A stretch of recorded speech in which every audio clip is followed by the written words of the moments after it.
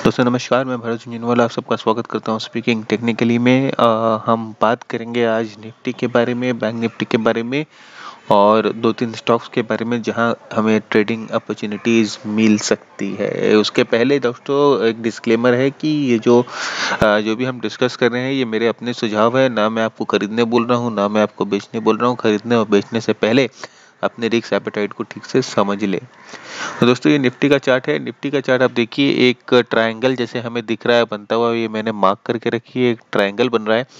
और कई बार जो देखिए ये कोशिश की गई है कि इस ट्रायंगल को तोड़ दिया जाए, लेकिन निफ्टी असमर्थ रही है इस ट्रायंगल को तोड़ने में। काफ़ी देखिए कई बार कोशिश की जा चुकी है। तो ये जो रेजिस्टेंस है, जैसे मैंने पहले भी बताया था, एक बहुत स्ट्रॉन्ग रेजिस्टेंस है और निफ्टी नहीं तोड़ पा रहा है इस रेजिस्टेंस को। तो अब जहाँ पर जैसे कि सब जगह बोल रहे हैं कि निफ्टी स्ट्रॉन्ग है, निफ्टी स्ट्रॉन्ग है, तो हम ट्रेड कहाँ लेंगे अगर हमें लॉन्ग लेना है तो देखिए दोस्तों, ये कैंडल जो है इसके हाई के ऊपर, मतलब 11,023 इसका हाई है। तो 11,025 के ऊपर अगर निफ्टी क्लोज देता है तभी हम निफ्टी में लॉन्ग होंगे। एक कैंडल हमें चाहिए जो 11,025 के ऊपर हमें क्लोज दे देती है। तो अगर एक कोई कैंडल अगर 11,025 के ऊपर हमें क्लोज देती है तभी निफ्टी में स्ट्रेंथ जो है वो देखी जाएगी और तभी हम निफ्टी में लॉन्ग होंगे। उसके पहले हम निफ्टी में लॉन्ग नहीं होंगे। किसी भी हाल में लॉन्ग मत होइएगा निफ्टी में, क्योंकि यहाँ पर अभी स्ट्रेंथ कहीं दिखाई नहीं दे रहा। और ये देखिए, अगर आप आरएसआई पे मूविंग एवरेज को देखें तो मूविंग एवरेज भी अभी नीचे की तरफ है। आरएसआई में एक बार मूविंग एवरेज ऊपर की तरफ आ जाए, पॉजिटिव क्रॉसओवर हो जाए मूविंग एवरेज में, तब हम बोल सकते हैं कि जो बायस है वो अभी चेंज होके पॉजिटिव बायस हो गया है। और वैसे भी 50 दिन का मूविंग एवरेज जो है अभी भी 200 दिन के मूविंग एवरेज के नीचे ट्रेड कर रहा है। तो बायस वैसे शॉर्ट साइड में ही है, कमजोरी पे ही है, लेकिन हम जानते हैं कि अभी निफ्टी में हम शॉर्ट भी नहीं कर सकते, क्योंकि ट्रेड जो मूव्स है, जो प्राइजेस है 200 दिन के मूविंग एवरेज के आसपास घूम रही है। तो अभी जो हमें लॉन्ग होने का एक ही लॉन्ग, अगर हमें लॉन्ग होना है तो हम वेट करेंगे 11,025 के टूटने का एक अच्छे कैंडल के साथ। तो एक अच्छा कैंडल आता है और 11,025 का लेवल अगर टूट जाता है ऊपर की तरफ, तभी हमें लॉन्ग होने की अपॉर्चुनिटी मिलेगी, नहीं तो हम निफ्टी में लॉन्ग नहीं हो सकते। दोस्तों ये थी निफ्टी। अब हम आगे बात करते हैं बैंक निफ्टी की। बैंक निफ्टी में भी तब देखिए उसी टाइप की फॉर्मेशन बनी हुई है। जैसे मैंने कहा लास्ट टाइम अपडेट किया था आपको कि एक नेगेटिव रिवर्सल बैंक निफ्टी में बन रहा है, जो कि वीकनेस की तरफ अंदाजा करता है। तो नेगेटिव रिवर्सल अभी भी बना हुआ है, अभी भी इंटैक्ट है और कई मल्टीपल रेजिस्टेंस है बैंक निफ्टी में। आप अगर देखो तो मैं आपके लिए यहाँ ड्रॉ करता हूँ, कई लेवल्स पे मल्टीपल रेजिस्टेंस है।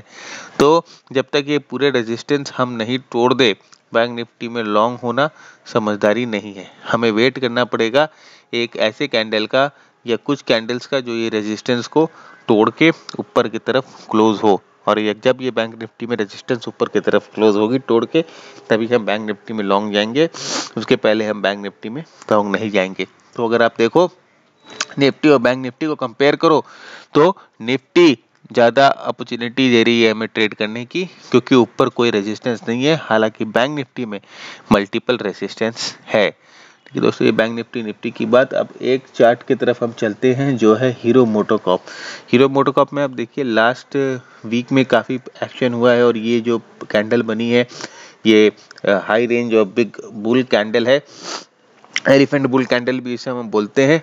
तो अभी हीरो मोटर जो है स्ट्रॉन्ग हो रहा है और ये एक अच्छा सप्लाई एरिया है। तो इस एरिया के ऊपर अगर हीरो मोटर क्लोज देता है तभी हम बोल पाएंगे कि हीरो मोटर सही मायने में स्ट्रॉन्ग है और ऊपर जाने को तैयार है। तो ये एरिया का हमें ध्यान रखना है और वेट करना है हीरो मोटर के इस एरिया पे क्लोज होने का। तो ये था हीरो मोटर, इसे अपने वॉच लिस्ट पे रखिएगा। दूसरी एक और चार्ट है वो है इंडसइंड बैंक। इंडसइंड बैंक भी काफ़ी स्ट्रॉन्ग दिखाई दे रही है। यहाँ पर देखिए 50 दिन के मूविंग एवरेज के पास आ गई है और अच्छा मूवमेंट कल हुआ इंडसइंड बैंक में भी। और एक रेजिस्टेंस जो था प्रीवियस स्विंग रेजिस्टेंस, उसको वहाँ पर पहुँच गई है। लेकिन अब हम वेट करेंगे कि ये 50 दिन के मूविंग एवरेज को अच्छी तरह से तोड़ दे। और ये 50 दिन का मूविंग एवरेज अगर अच्छी तरह से तोड़ के ऊपर एक कैंडल आता है, क्लोज होता है, तो एक इंडसइंड बैंक में भी एक बाइंग अपॉर्चुनिटी हमें मिल सकती है। जो टारगेट नेक्स्ट टारगेट होता है 200 दिन का मूविंग एवरेज। तो ये 50 दिन के मूविंग एवरेज को एक अच्छा कैंडल अगर तोड़ दे, तब हम ये एक्सपेक्ट कर सकते हैं कि इंडसइंड बैंक वापस ऊपर की तरफ जाएगा। नहीं तो यहाँ पर रेजिस्टेंस जो जोन है, उस रेजिस्टेंस जोन पे हो सकता है कि इंडसइंड बैंक अटक जाए और नीचे जाए। तो इसको भी अपने वॉच लिस्ट पे रखिए, बोथ साइड ट्रेडिंग अपॉर्चुनिटी दे सकती है। एक और स्टॉक जो कमजोर दिखाई दे रहा है वो है ओएनजीसी। ओएनजीसी ने आप देखिए कोशिश की 50 दिन के मूविंग एवरेज को तोड़ने की परसों के दिन लास्ट ट्रेडिंग सेशन में, लेकिन वो नहीं तोड़ पाया और यहाँ पर जो है एक बेयर सैश कैंडल इसने बनाया है रेजिस्टेंस पे। तो 50 दिन का मूविंग एवरेज रेजिस्टेंस बन गया और यहाँ पर एक बेयर सैश कैंडल बनाया है। रेजिस्टेंस एरिया पहले से यहाँ पर मौजूद थी, तो रेजिस्टेंस एरिया को भी इसने टच किया और नीचे की तरफ जाना शुरू किया। अब हमें शॉर्ट अगर इस पे करना है तो हम इस कैंडल के नीचे शॉर्ट करेंगे। जो लेवल्स इसकी लो लेवल्स हैं वो है 138.65, तो 138 के नीचे ही हम शॉर्ट करेंगे और देखेंगे कि कहां तक ये जा सकता है। तो 138 के नीचे ही इसकी शॉर्टिंग अपॉर्चुनिटी हमें मिल सकती है। उसके पहले आप इस पे एक्शन मत लीजिए। हाँ, फिलहाल अभी तो लॉन्ग का कोई सीन नहीं बैठ रहा है। लॉन्ग का सीन बैठेगा जब ये जो रेजिस्टेंस जोन है वो पूरा अच्छी तरह से क्लियर हो जाए। ये रेजिस्टेंस जोन जो है वो अच्छी तरह से क्लियर हो जाए, तभी लॉन्ग का सीन बैठेगा। और उसके बाद जो टारगेट ऊपर की तरफ है 161 का है, नीचे की तरफ का टारगेट खुला है वो एनजीसी में।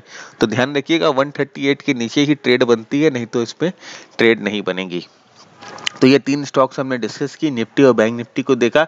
तो आज और आने वाले हफ्ते में इनको वॉच करिए और देखिए ये कैसा रिजल्ट आपको देते हैं।